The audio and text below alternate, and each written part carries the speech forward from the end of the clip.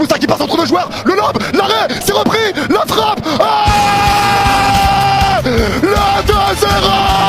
Ça part encore d'un festival de Hadj Moussa. Et le ballon qui est repris par Belrali derrière, qui envoie une praline dans la lucarne, dans la Kédi. Ça fait 2-0 pour l'Algérie. Et c'est signé Belrali.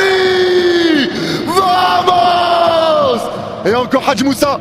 Oui, c'est un grand oui. Qu'est-ce que j'ai vu des choses positives aujourd'hui? Victoire 2-0 face à l'Arabie Saoudite. Chez eux, belle équipe d'Arabie Saoudite, entraînée par un très bon coach qui est Hervé Renard. 2-0 pour ses derniers matchs de préparation avant la CAN. Satisfaction numéro 1, je vais même pas perdre de temps. Mais lui, j'en ferai une vidéo entière. Hadj Moussa, quel match. Mais derrière moi, je vais parler de ce monsieur.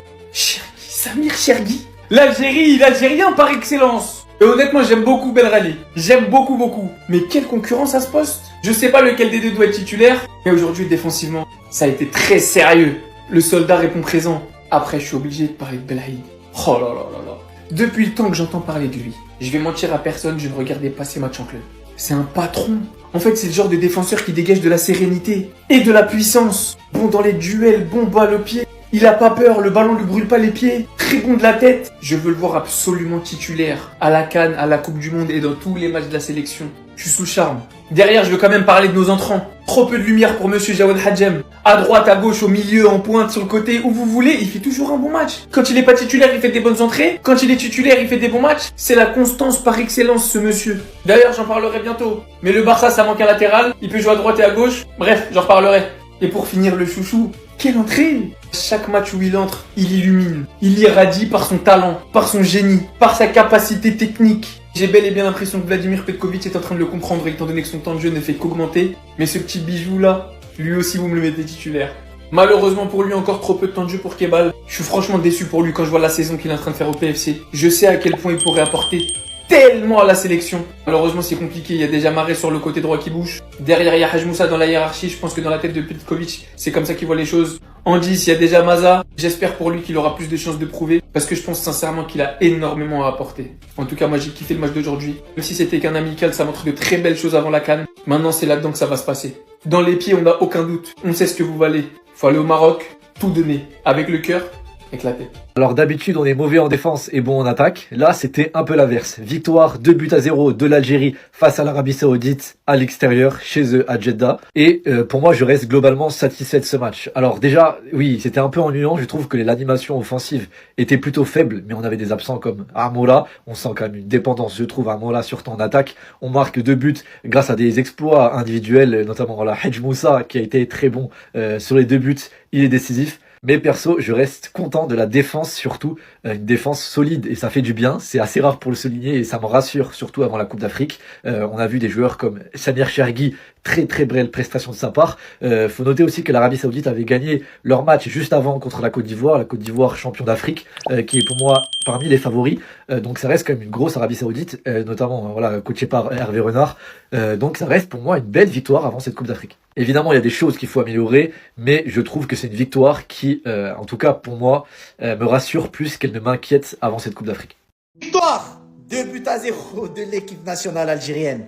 En terre ennemie, en terre de l'Arabie Saoudite. Riyad Mahrez, Belghali, les buteurs. Capitaine, merci pour ton penalty et ton sang-froid. Mais on l'a vu, tu n'as pas le niveau. Un homme à retenir, un homme et unique homme qui vient de gagner sa place. Enis Hadj Moussa. Vraiment ce jeune, il fallait voir et il fallait juger sur le terrain. Merci, il a eu son temps de jeu. Et regardez ce qu'il a fait. Juste regardez, le minot, il est vraiment bon. Et on lui donne le temps de jeu, il se justifie avec ses pieds. Exceptionnel match. Même si c'est pas exceptionnel, c'est du nouveau sang frais pour l'équipe nationale. Il arrive comme une fusée. Et il faut pas l'oublier, la composition de départ, elle était... Mais c'est pas grave, on a vu quelque chose de bon. On a vu Hadj Moussa à l'œuvre, on a vu Awar, on a vu un très bon Benasser. Chergui, lui aussi, gagne. Depuis le temps que je vous le dis, depuis le temps que je vous le dis. Hadj Moussa, ce qu'il a dans les pieds, c'est de la dynamite en bas. Ce qu'il a proposé sur son côté aujourd'hui, mamma mia.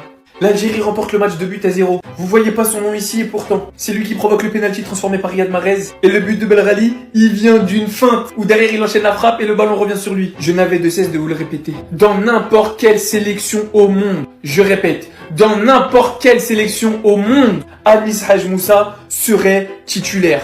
Ah, il y a peut-être 2-3 exceptions, mais vas-y. Il est jeune, il est fort, il est extraordinaire dans le 1 contre 1. Il fait du repli défensif, une qualité de passe et de centre fabuleuse, un pied gauche à faire rougir les meilleurs gauchers de cette planète, et il est algérien et il est beau. Plus sérieusement, je pense qu'aujourd'hui Haj Moussa vient de gagner sa place de titulaire. Les Algériens revendiquaient beaucoup sa titularisation. Je pense qu'aujourd'hui même pour le coach ça va devenir compliqué de ne pas mettre Haj Moussa titulaire à droite. Il a commencé le match au poste de numéro 10, un poste qu'il aime pas, un poste qu'il ne met pas en valeur. Dès que Haj Moussa est passé sur le côté droit et que Mahrez est revenu dans le cœur du jeu, le match a tourné. Directement le match a tourné. Ce mec là tu lui donnes un défenseur et une ligne, il t'en fait une exécution. Une mise à mort, une humiliation. Vas-y, il y a peut-être 2-3 occasions où il aurait pu faire la passe, mais je comprends son point de vue aussi, c'est un match amical. Il avait envie de prouver sa valeur par des buts, en étant décisif, je comprends totalement. Il y avait peut-être mieux à faire, mais derrière, ce qu'il propose, il ramène les 2 buts. Les défenseurs le craignent. Ils ont tellement peur de son pied gauche qu'à chaque feinte, il se tourne. Il est tellement vif. C'est peut-être un cas fantastique, on n'est pas au courant. En tout cas, je suis tellement heureux et fier pour Anis Haj Moussa depuis le temps que je fais sa propagande. Tellement heureux de le voir aujourd'hui être décisif, briller et peut-être mettre Petkovic dans l'embarras parce qu'avec sa performance d'aujourd'hui, je sais pas comment il va nous justifier s'il le met pas titulaire à la CAN. Anis, si tu passes par là, merci de nous avoir fait kiffer aujourd'hui. Voilà, c'est pour ça qu'on allume nos télés, c'est pour ça qu'on paye des places, c'est pour ça qu'on regarde le foot, pour des joueurs comme toi. Aujourd'hui, moi j'ai dit pour moi mes flops un peu. Regarde, si je dois vous dire pour moi mes flops, et vous me dites si vous êtes d'accord. Vous me dites si vous êtes d'accord. T'inquiète, Bilka, mon frère. Pour moi, les gars, les flops, c'est Zerouki, Awar, les relances de Gendouzi. Et ensuite, Riyad Mahrez qui n'apporte pas ce qu'il doit apporter pour un ailier droit. Pour moi, même s'il fait pas un mauvais match. Enfin, il y a des mauvais. Même s'il y a des choses correctes. Mais il apporte pas ce qu'il doit apporter pour un ailier droit. Il apporte pas assez de son rôle. Le rôle qu'il doit avoir, c'est pas le rôle qu'il fait. Donc je trouve que c'est un problème. Et ça laisse un petit peu Haj Moussa un peu trop seul. Et pour moi c'est tout. Pour moi c'est tout. Zerouki, Awar, Mahrez qui fait pas son rôle d'ailier droit. Et les relances de Gendouzi. Est-ce que vous êtes d'accord avec ça ou pas? L'Algérie a battu l'Arabie Saoudite 2-0 en match amical. Laissez-moi vous raconter l'histoire de la grande révolte berbère. Ce fut lors de l'époque omeyyade. Cela survint dans un moment où les berbères en avaient vraiment marre d'être maltraités de la part des arabes omeyyades, qui avaient une politique vraiment raciste. En gros, pour être un bon musulman, il fallait être un arabe. Et un arabe mécréant valait mieux qu'un berbère musulman. C'est pour cela que les berbères devaient payer l'impôt, la jizya, aux arabes.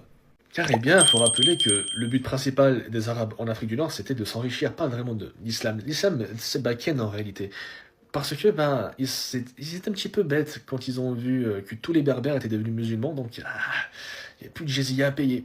Ils se sont sentis cons, donc ils ont mené leur politique raciste. Donc voilà, t'es berbère, tu payes la jizya, même si t'es musulman. Ah non, c'est pas comme ça. Et du coup, les berbères, ils en ont eu marre. Ils sont devenus Khawarij. Et ils ont dégagé les Arabes d'Afrique du Nord.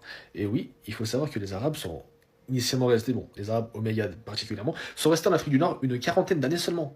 Donc il n'y avait plus d'omeyyades en Afrique du Nord, mais s'en est suivi de nombreuses, plus exactement 1200 ans de dynastie berbéro-musulmane. En gros, merci pour l'islam, on aime beaucoup la religion d'Allah, merci beaucoup, mais en fait, vous dégagez parce que vous ne la respectez pas.